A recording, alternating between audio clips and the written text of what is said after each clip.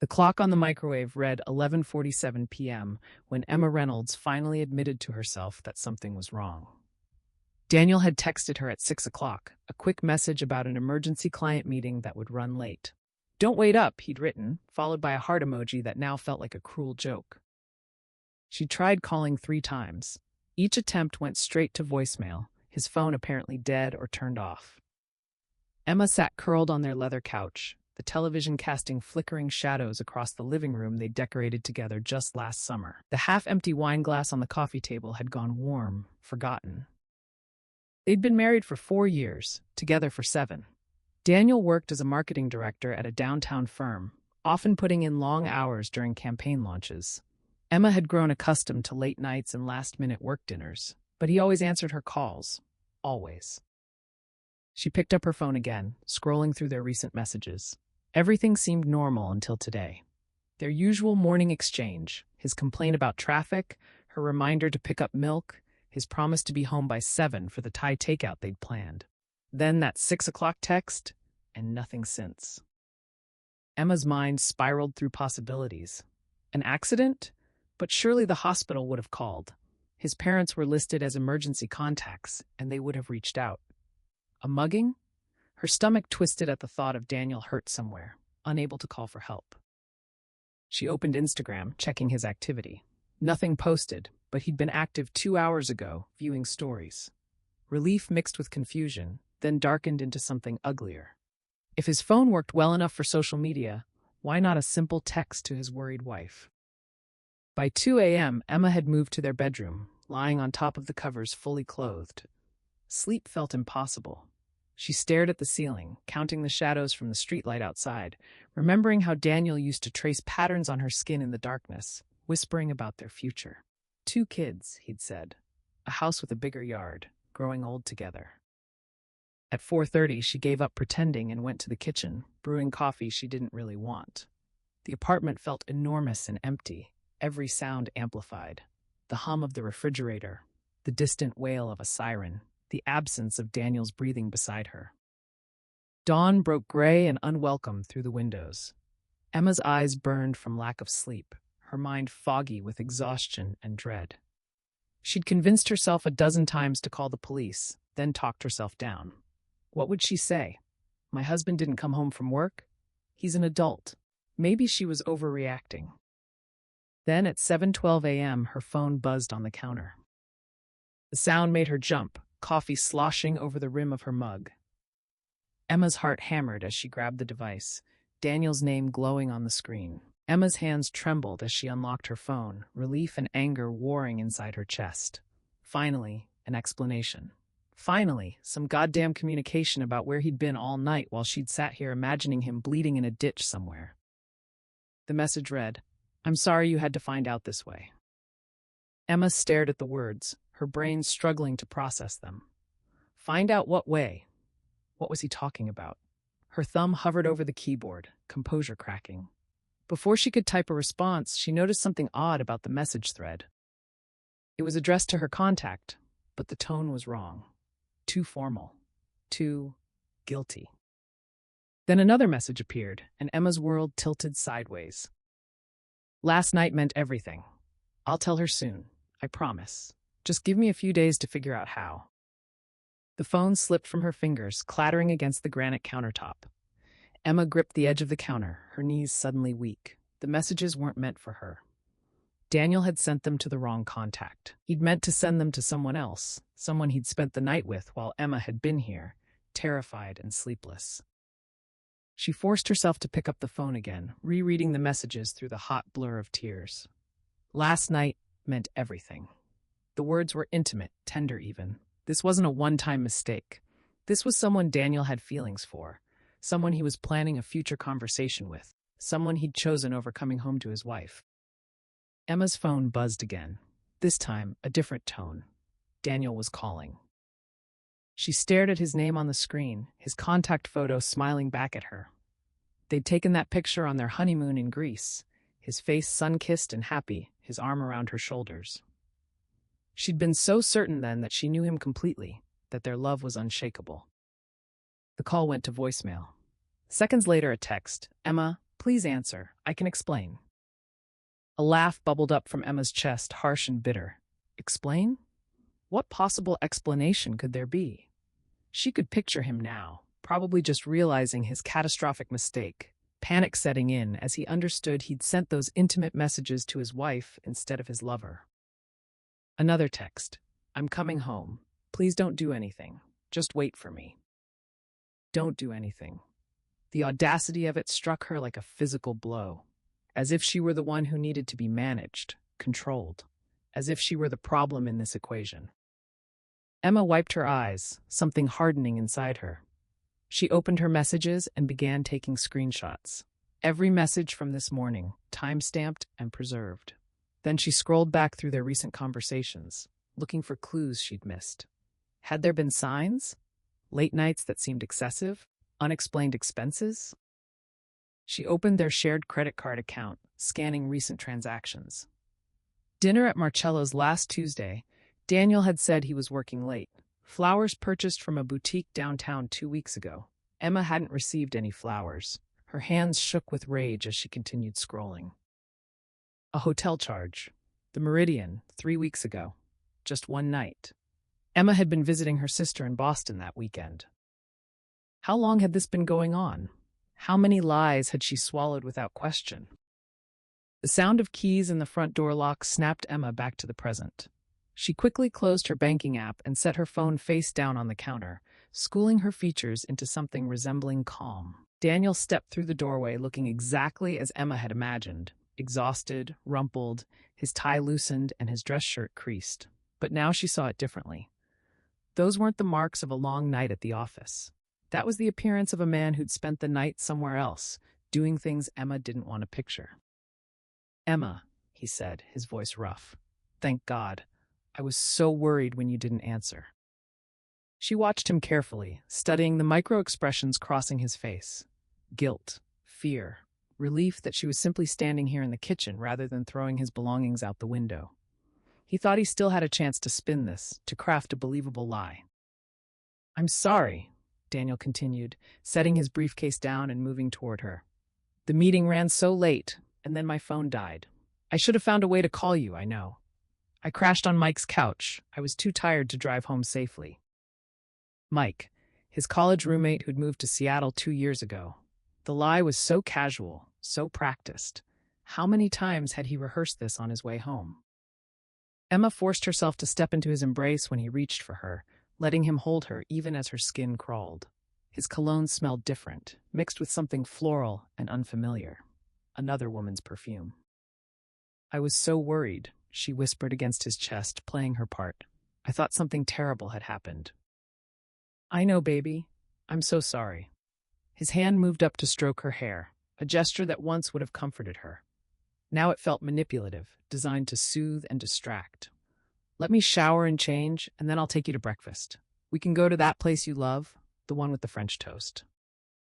Buying forgiveness with overpriced brunch. How romantic. Actually, Emma said, pulling back to look at him, I'm not very hungry. Why don't you shower and get some sleep? You look exhausted. Relief flooded his features. You sure? I really do want to make this up to you. We can talk later, she said, managing a smile. Go on. Daniel kissed her forehead, another calculated gesture, and headed toward their bedroom. Emma waited until she heard the bathroom door close and the shower start running before she picked up her phone again. Her fingers moved quickly, pulling up her contacts. She scrolled to a name she hadn't called in months, Jessica Trent, her coworker in the accounting department. Jessica was friendly, chatty, always eager to share office gossip during their occasional lunch breaks. More importantly, Jessica worked in the same building as Daniel's company. Different firm, same floor. They shared a common area, a coffee station, probably ran into each other regularly. Emma had noticed Jessica's Instagram posts before, group photos from after-work happy hours, office birthday celebrations. Daniel appeared in the background of several shots. Emma had never thought anything of it. Why would she? Now she opened Instagram and navigated to Jessica's profile. Her most recent story, posted just 2 hours ago, showed a coffee cup from the cafe down the street from their building. The caption read, "Best coffee after the best night." Emma's stomach turned. She clicked through to Jessica's main feed. 3 posts down from 2 months ago. A group photo at some marketing mixer. Daniel stood next to Jessica, his hand resting casually on her lower back. Emma had seen this photo before. She'd liked it even. She'd noticed nothing wrong. How could she have been so blind? The shower shut off.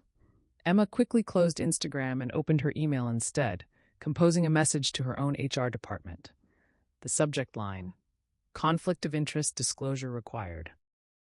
She kept the body brief and professional, explaining that she'd discovered a relationship between her husband and a colleague that created potential conflicts given their respective positions and access to sensitive company information. She attached the screenshots of Daniel's misdirected messages. Her finger hovered over the send button. Emma heard Daniel moving around in the bedroom, the familiar sounds of him getting dressed. She thought about all the mornings they'd shared this routine together, the comfortable domesticity of it. Had he been thinking of Jessica during those moments? Planning their encounters while Emma packed his lunch? She pressed send. The email whooshed away just as Daniel emerged from the bedroom in fresh clothes, his hair still damp. He'd chosen one of Emma's favorite shirts, a blue button-down that brought out his eyes. Another calculated move. "You know what?" Emma said, her voice steady. "I changed my mind about breakfast. I think we should talk now." Something flickered across Daniel's face. Apprehension, maybe, or the first hint that his careful performance wasn't working. "Of course. What's on your mind?" "Your messages this morning were very interesting." The color drained from his face. "Emma." "I'm sorry you had to find out this way," she quoted, watching him flinch. "Last night meant everything. Those were meant for Jessica, I assume? Jessica Trent from the 6th floor?" Daniel's mouth opened and closed. For a moment, he looked like he might try to deny it, to craft some elaborate explanation. Then his shoulders sagged. "How did you know about Jessica?" The admission hung in the air between them. Emma had expected it, had known it was coming, but hearing him say another woman's name in that defeated tone still felt like a physical blow. "You sent those messages to me by mistake," Emma said. "I'm your wife, Daniel. I'm still listed in your phone as my love with about 15 heart emojis. You didn't check before hitting send. You were probably too distracted, thinking about your wonderful night with her." "It's not." He stopped, seeming to realize there was no way to finish that sentence. "Emma, please, let me explain." "Oh, I'd love to hear this." Emma crossed her arms, leaning against the counter. "Please, explain how you've been fucking my coworker while I sat at home thinking we had a marriage." "She's not your coworker," Daniel said, then winced at how that sounded. "I mean, she works in the same building, but it's not like you work together directly." "That makes it better." Emma's voice rose despite her attempt at control. "That you chose someone I see every day in the elevator, someone who probably knows exactly who I am, who's probably been laughing at me this whole time." "Nobody's laughing at you. Jessica feels terrible about this." "Oh, Jessica feels terrible. Well, that changes everything." Emma's laugh was sharp. "How long?" "Emma." "How long?" Daniel ran a hand through his damp hair. 3 months. 3 months. A quarter of a year. While Emma had been planning their anniversary trip, researching romantic restaurants in Napa Valley, Daniel had been carrying on a whole separate relationship. How many lies did 3 months contain? How many times had he touched Jessica with the same hands that touched Emma? "The hotel charge," Emma said. "The Meridian, when I was in Boston visiting Claire. Was that with her?" He nodded miserably. "The flowers I never received. The dinner at Marcello's when you claimed to be working late." Each revelation was another crack in the foundation of their life together. "What about last night? Where were you really?" Her apartment. Daniel's voice was barely a whisper. "We talked about the future, about what we wanted." "And what do you want, Daniel?" He looked at her then, really looked at her, and Emma saw the truth in his eyes before he spoke it. "I don't know. I care about you, Emma. I do. But with Jessica, it's different. It's exciting and new and—" "Stop." Emma held up a hand, unable to bear hearing him romanticize his betrayal. "Just stop talking." The silence that followed was broken by the ping of Emma's phone. Then Daniel's. then Emma's again, a rapid succession of notifications that had both of them reaching for their devices. Emma saw the email first, a response from her HR department, sent to both her and Daniel.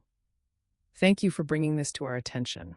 We take conflicts of interest very seriously and will be conducting an immediate investigation. Both parties involved will be contacted today." "What did you do?" Daniel's voice was hollow as he stared at his own phone. "What you forced me to do." Emma watched as more notifications rolled in.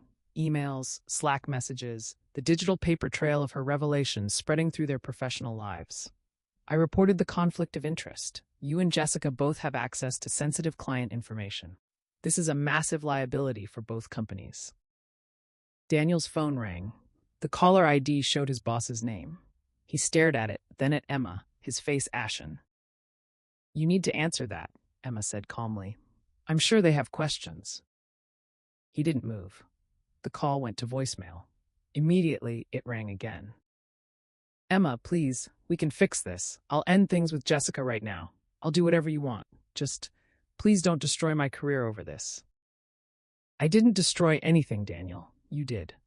The moment you started sleeping with someone from work, you created this conflict. I just made sure the right people knew about it." Emma's voice was steady, almost detached. She'd moved beyond anger into something colder and clearer. "Did you really think this would stay hidden? That you could have your exciting new relationship and your comfortable marriage without consequences?" His phone rang a third time.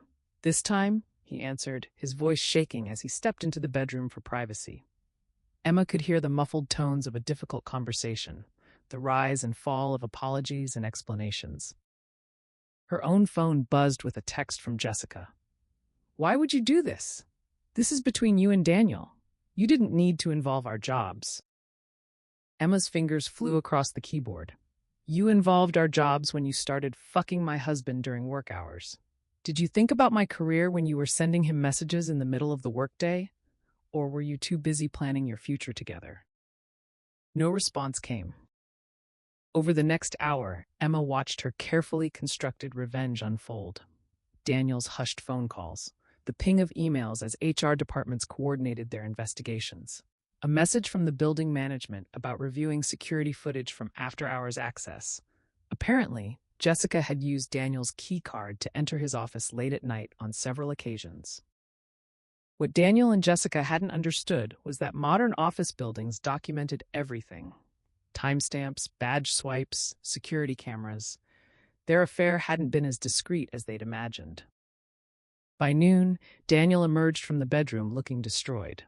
"They're putting me on administrative leave pending investigation. Jessica, too. If they find that we violated company policy, and they will, we could both be terminated." "That's unfortunate," Emma said, though her tone suggested she found it anything but. "This is my career, Emma. Everything I've worked for." "And what about everything we worked for?" Emma gestured around their apartment at the life they'd built. "Did you think about that when you were with her? Did you think about our marriage, our vows, our future?" "I made a mistake." "No, a mistake is forgetting an anniversary or buying the wrong brand of coffee. What you did was make a series of calculated choices over 3 months. You chose to lie. You chose to cheat. You chose her apartment over our home last night, and you chose to try to keep both of us instead of being honest." Daniel sank onto the couch, his head in his hands. "What happens now?" Emma looked at him. This man she'd loved for 7 years, married for 4, built a life with. The man who'd promised to forsake all others, who'd held her hand through her father's funeral, who'd talked about growing old together. That man felt like a stranger now, his familiar features rearranged into someone she didn't recognize. "Now?" Emma picked up her phone, pulling up the screenshots she'd saved. "Now I'm sending these to my lawyer, and you're going to pack a bag and leave." "Emma? I don't want to hear your name in this apartment. I don't want to hear promises or apologies or explanations. You wanted to tell me soon about Jessica, right? Well, you don't have to anymore. I know everything I need to know." She watched him process this, saw the moment he realized there would be no talking his way out, no grand gesture that would fix this. The life he'd known was over, demolished by his own carelessness. A single text message sent to the wrong contact. As Daniel moved mechanically toward the bedroom to pack, Emma sat down at the kitchen table and opened her laptop. She had calls to make, documents to gather, a divorce to initiate. Her marriage was over, but she was still standing. She'd survived the long night of not knowing, the brutal morning of discovery, and now she would survive whatever came next. One careless text message had revealed the truth, but Emma's calculated response had ensured that truth came with consequences, for both of them, for their careers, for their carefully constructed lies. She thought about Jessica receiving her own disciplinary notices, about the awkward conversations both she and Daniel would have to navigate at work, about the professional reputation they'd both damaged. Part of her felt a grim satisfaction at the symmetry of it. They'd wanted to build something new together while keeping the old. Now they'd lost both. Emma's phone buzzed one last time, her lawyer confirming their afternoon appointment. She confirmed and set the phone down, listening to Daniel moving around in the other room, the sound of drawers opening and closing, a life being hastily packed. When he finally emerged with a duffel bag, he paused in the doorway. "I really am sorry, Emma, for what it's worth." "It's worth nothing," she said. "Goodbye, Daniel." She didn't watch him leave.